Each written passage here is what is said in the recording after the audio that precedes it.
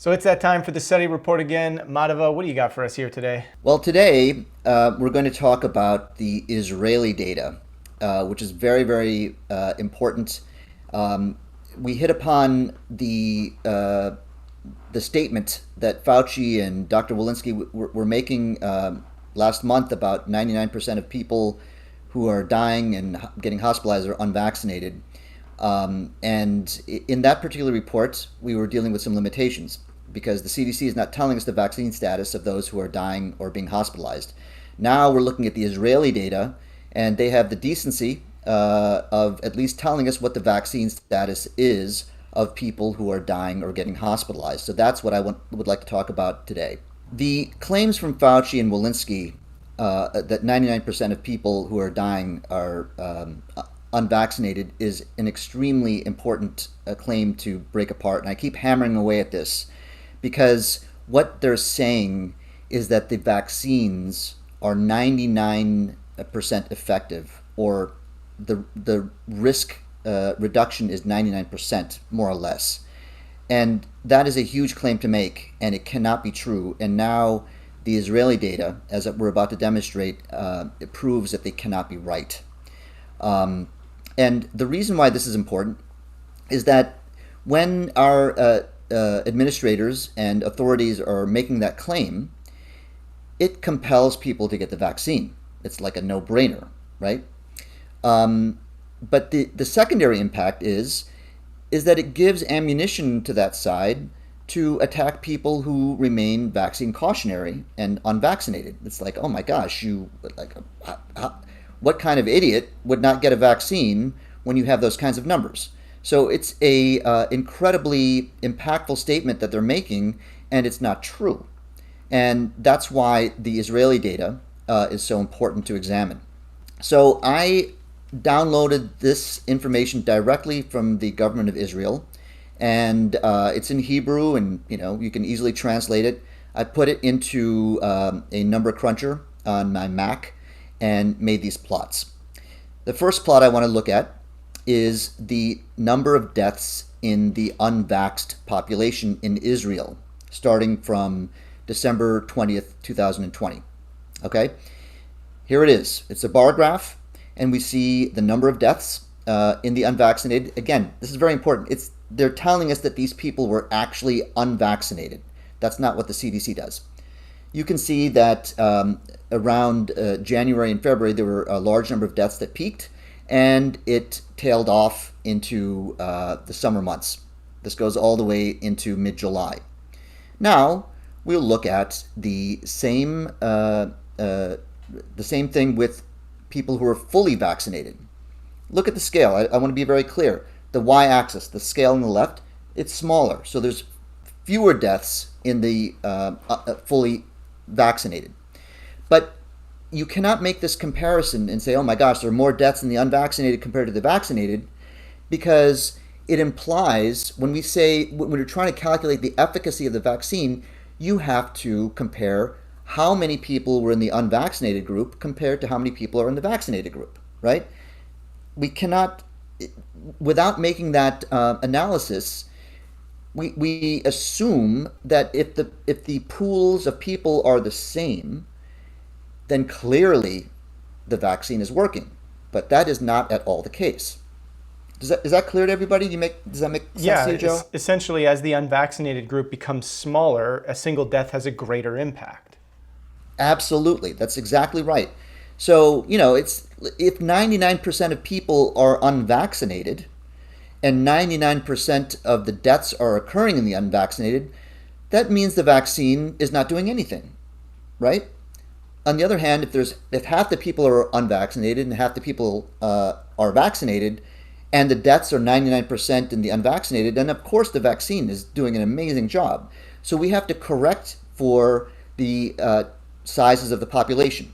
And so here is a plot of the percentage of people that became fully vaccinated over time in Israel. This is pulled from Our World in Data. And you see that in the beginning of the time period, there was almost nobody who were vaccinated. Why? Because they had to, stick everybody with the vaccine. And then it takes 4 weeks for them to get the second jab. So we see it grow actually quite quickly compared to our country, and basically show up at around 58, 59% after about 7 months. So what we need to do here in order to make a fair comparison is adjust the number of deaths by the percentage of people who are vaccinated.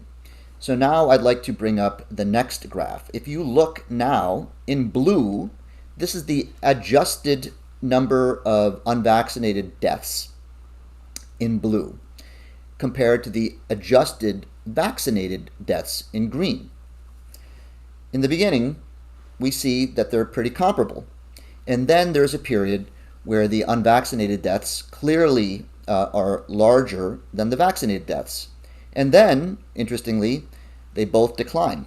And you can see that near the end, at the tail end of this time period, the unvaccinated deaths are lower than the vaccinated deaths. Is that clear? Yeah, absolutely. Do we have an explanation for why in that middle portion there's such a big gap? Well, the most fair assumption we can make is that the vaccine is doing something.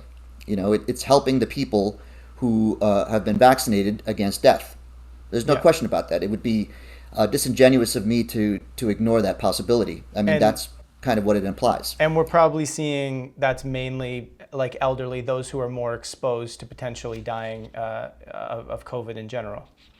Well, that's a really good supposition, and I have to say that that data is given, but I did not break it down by age, which is the way the data had been parsed by the Israeli government.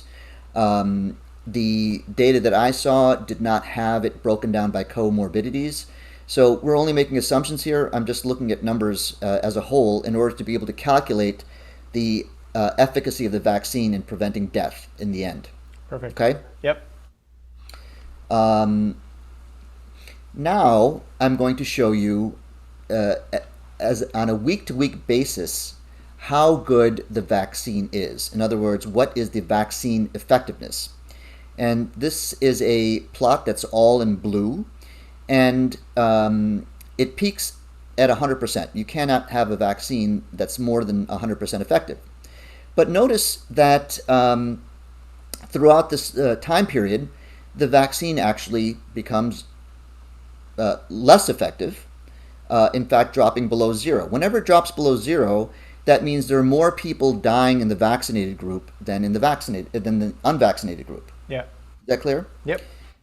And to be very clear here, we're actually looking at a very small number of people. So in a given week, if there were 2 people that died in the vaccinated group and 1 person that died in the unvaxxed group, you would calculate a negative vaccine effectiveness. Yep. And let me be clear here. Effectiveness and efficacy are basically the same with a slight difference. Efficacy refers to what happens in a clinical controlled trial. Effectiveness is how it performs in the general population. So we're looking at vaccine effectiveness because this is not a trial. This is what's happening in the population of Israel. So with those things aside, I want to just point out the fact that this graph demonstrates that the vaccine effectiveness is moving around. Now, recall that the calculated efficacy of the vaccine from the trials was 90% in preventing severe COVID. We don't have any numbers from the vaccine trial about preventing death because nobody died in the Pfizer trial, so we don't know. So we're looking here, I'm just telling you the number for severe COVID, and that was 90%. You can see here that most of the time, the vaccine effectiveness is less than that number. And in those periods where it exceeded 90%, those happen to be weeks where very few deaths were occurring. So a proper way of examining this is adding up all of the people who died who were unvaccinated and all the people who died who were vaccinated. What do we get? Well, adjusting for the changing populations, the number is 58.5%. That is the vaccine efficacy in preventing death in the Israeli population. This is an important point to make, okay? Because 58.5% is vastly less than 99%. It's not just a matter of 41% difference. We're talking about the how many more times, how much bigger the dead unvaccinated population is compared to the vaccinated population. And when Fauci claims it's 99%, he's saying there's 99 times more people in the unvaccinated group who died. 58.5% is far, far less. That points out something much different about the efficacy of the vaccine.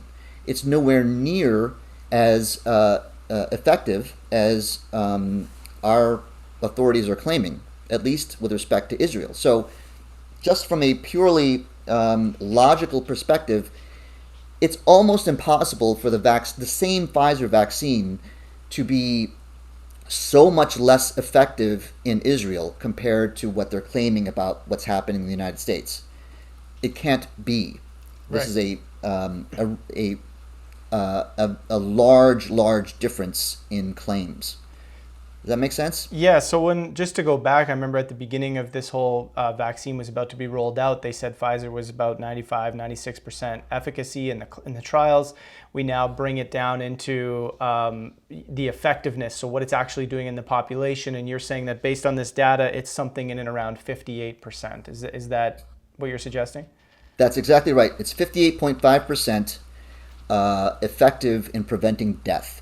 Based on their data. I beg your pardon? Based on their data.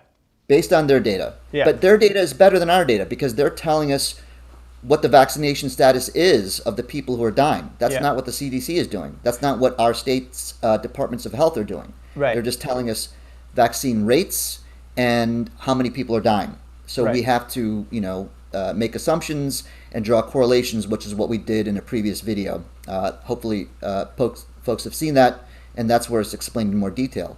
But now we have hard data that is hard to refute. The number is 58.5%. And Right. approximately. And the reason why I say approximately, to be completely transparent, is that for some reason, Israel, whenever deaths in a given week were less than 5, they just said less than 5. They did not say 1 or 2 or 3 or 4. So I had to make some assumptions, and across the board, wherever there was a week where less than 5 deaths were reported, I made it 3, whether unvaccinated or vaccinated, to make Yeah. a fair comparison. And the number that I've calculated is 58.5% vaccine efficacy based on those assumptions, which I think are very fair. Right, and so that's to stop deaths. Now, a lot of people are going to argue, well, part of this vaccine was really to stop infection and over hospitalization, taxation on the system, that sort of thing. So, do we have that data as well?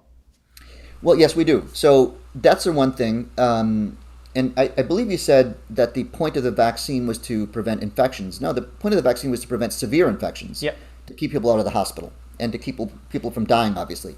So now let's look at what you just brought up there, which is hospitalizations. We have that data as well. Once again, Israel has been transparent and told us of the people hospitalized who has been vaccinated and who has not. Yeah. So let's go look at that now. So I'll spare you the breakdown that we did for the deaths and come right to this plot here, which is equivalent to what we demonstrated with deaths. The blue line again is the hospitalizations in the unvaccinated, and the green line is the hospitalizations in the fully vaccinated population. And once again, we see that it starts off, they're about the same, and then there's a period where the vaccination is helping people stay out of the hospital. There's no question about that. But once again, towards the end of the time period, they seem to be right on top of each other again. This means that the protection of the vaccine is waning over time. So there you have it. So let's look at the vaccine effectiveness plot now. So week by week, comparing the two numbers, we can calculate how effective the vaccine is. And as you can see in the middle of this time period, the vaccine effectiveness is what looks like about 85% for a few months, and then it wanes, right? So, in order to look at this and make a conclusion about how good the vaccine is over a period of time, we add up everything on the unvaccinated and vaccinated side, and we calculate an efficacy, and that efficacy is 66.9%.